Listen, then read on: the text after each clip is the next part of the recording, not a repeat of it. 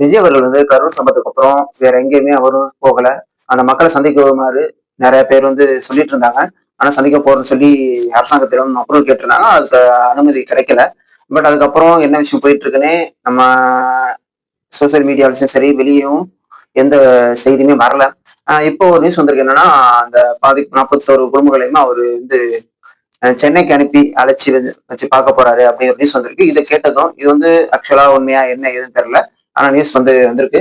இந்த விஷயத்த கேள்விப்படுத்தி எல்லாருமே என்ன பண்ணியிருக்காங்கன்னா, இதையுமே அவரு கூப்பிட்டு வச்சுதான் செய்வாரா? ஏன் போயிட்டு வீட்டுக்கு போயிட்டு பார்க்க மாட்டாரா? அப்படிங்கிற ஒரு விஷயம் சொல்லியிருக்காங்க. ஆனா இவர் வந்து ஆல்ரெடி 40 குடும்பத்தில பேசியிருக்காரு. இதுக்கு அவங்க அந்த குடும்பம் வந்து சம்மதம் தெரிவிச்ச மாதிரி தான் நியூஸ் வந்திருக்கு. இதை வந்து எதிர்க்கட்சிகள் சரி, இப்போ அவருக்கு எதிர்க்கட்சிகள், அதாவது விஜய் அவர்கள் எதிர்க்கட்சி வந்து டிஎம்கே. அவங்க வந்து சம்மந்தப்பட்ட எல்லாருமே என்ன சொல்றாங்க, இப்பவும் அந்த குடும்பத்தை அழைச்சு வச்சுதான் பேசுவாரா? போயிட்டு மீட் பண்ண மாட்டாரா? அப்படிங்கிற விஷயத்த கொண்டு போறாங்க. ஆனா திரும்பவும் இவரு என்னன்னா சில விஷயத்த அரசியல் பண்ண விரும்பல. இப்ப நம்ம அரசியல் பண்றதுக்காக நம்ம உள்ள போனோம்னா, அங்க விஷயங்கள் ஏதாச்சும் நடக்கும், தப்பா நடந்துரும் அப்படிங்கிற விஷயத்துக்காகவே அவர் வந்து ஒவ்வொரு விஷயத்தையும் யோசிச்சு யோசிச்சு பண்றாரு. இவர் இதுவரை நாள் வரையுமே வெளியே பேசாம இருக்கிறதுக்கு காரணம் என்னன்னு பார்த்தோம்னா, இதுவரையும் அவர் எந்த மக்களையுமே சந்திக்கல. சந்திக்காம வீடியோ கால்ல மட்டும் தான் பேசியிருக்காரு. சந்திக்காம இருக்கும்பொழுது நம்ம அரசியல் பத்தி எதுவுமே பேசக்கூடாது.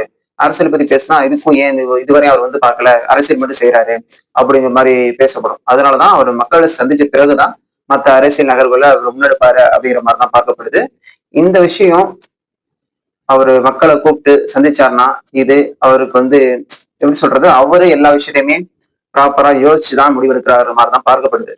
ஏன்னா எல்லாருமே சடனா ரியாக்ட் பண்றதுக்கு பதிலா இவரு ரொம்ப குவைட்டா இருக்காரு.